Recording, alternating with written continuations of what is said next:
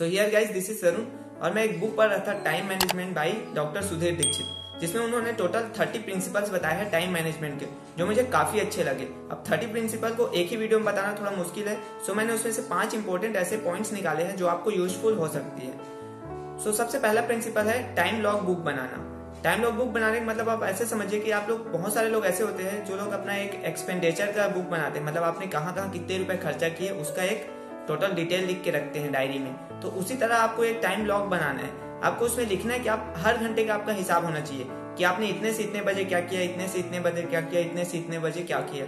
तो इससे क्या होगा, बहुत लोगों को ना पता नहीं चल पाता है कि उनका टाइम कहाँ वेस्ट हो जाता है। तो टाइम लॉग बनाने से आपको पता रहेगा कि आपने अपना टाइम कहाँ कहाँ इन्वेस्ट किया है। अब ऑब्वियसली टाइम इज मनी, तो आपको उसका भी एक लॉग होना चाहिए ना कि आप कहाँ कहाँ इन्वेस्ट किया अपना टाइम, आपको पता होना चाहिए। तो सबसे पहला प्रिंसिपल यही है। तो द सेकंड पॉइंट जो मुझे काफी अच्छी लगी वो थी इंपॉर्टेंट थिंग्स फर्स्ट। आपका जो भी इंपॉर्टेंट वर्क हो उसे आपको सबसे पहले करना चाहिए। आप अगर आपके दिन की शुरुआत कर रहे हैं ना, तो आप अपने वहां पे ना सबसे इंपॉर्टेंट काम को सबसे पहले कीजिए। हमारे पास काम बहुत सारे होते हैं और जिनको करना बहुत जरूरी भी रहता है, लेकिन उनमें से कुछ काम ऐसे होते हैं जो बहुत ज्यादा इंपॉर्टेंट होते हैं। एज ए स्टूडेंट अगर आप किसी चीज की प्रिपरेशन कर रहे हैं तो आपके लिए सबसे इंपॉर्टेंट है पढ़ाई करना।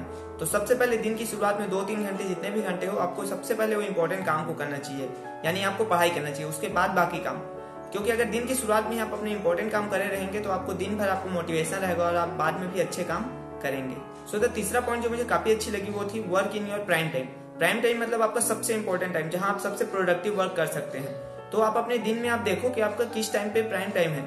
मतलब सबके लिए ना एक टाइप के प्राइम टाइम नहीं हो सकते। मतलब कई लोगों को सुबह पढ़ना अच्छा लगता है तो सुबह उनके लिए सबसे बेस्ट होता है, वो उनका प्राइम टाइम है। कई लोगों को नाइट में पढ़ना अच्छा लगता है, कई लोगों को दोपहर में पढ़ना अच्छा लगता है। तो अपने हिसाब से आप देख लीजिए कि आपका सबसे इंपॉर्टेंट और सबसे प्रोडक्टिव टाइम कब है। जब आप सबसे ज्यादा एनर्जेटिक फील करते हैं, सबसे ज्यादा मोटिवेटेड फील करते हैं, वो आपका प्राइम टाइम है। उस टाइम में अपने सबसे इंपॉर्टेंट काम को करो। एज ए स्टूडेंट आपको उस टाइम पे पढ़ाई करना चाहिए, चाहे मॉर्निंग हो, चाहे दोपहर हो, चाहे फिर आपका इवनिंग में हो या फिर नाइट में हो। सो द फोर्थ पॉइंट जिसके बारे में उसमें बताया न्यूटन फर्स्ट लॉ के बारे में। न्यूटन फर्स्ट लॉ क्या बोलता है कि कोई भी चीज अगर गति में है तो वो गति में ही रहेगी या मोशन में ही रहेगी। वो तब तक नहीं रुकेगी जब तक आप उसमें एक्सटर्नल फोर्स नहीं लगा लेते, या रुकी है तो तब तक रुकी रहेगी जब तक आप उसमें एक्सटर्नल फोर्स नहीं लगा लेते। एक बार अगर वो मोशन में आ गया तो फिर वो कंटिन्यू रहता है। तो आपको इस प्रिंसिपल फॉलो करना चाहिए।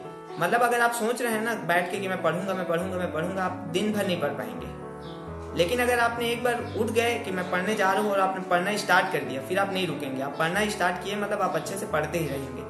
तो आपको इस प्रिंसिपल को फॉलो करना चाहिए कि आपको पुश देना है, एक्सटर्नल फोर्स लगाना है, अपने आप को मोटिवेट करना है कि चलो ठीक है थोड़ा सा पढ़ते फिर नहीं पढ़ेंगे। लेकिन जब आप थोड़ा सा पढ़ना चालू कर देंगे आप पूरा पढ़ लेंगे, और सोचते रहेंगे तो फिर दिन भर सोचते ही रह जाएंगे। So the fifth and last point जो मुझे काफी अच्छी लगी वो थी कि आप अगले दिन का टास्क पहले ही बना लीजिए।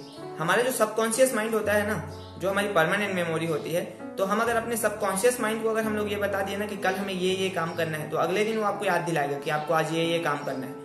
तो आप ना सोने से पहले अपना टास्क बना लीजिए कि कल सुबह मुझे उठ के ये पढ़ना है, फिर उसके बाद मुझे ये करनी है, मुझे ये करनी है। फिर आपके सबकॉन्शियस माइंड को पता चल गया, आपको अगले दिन वो बताएगा आपको ये काम करना है। अगले दिन आपको सोचना भी नहीं पड़ेगा ना कि मुझे क्या करूं।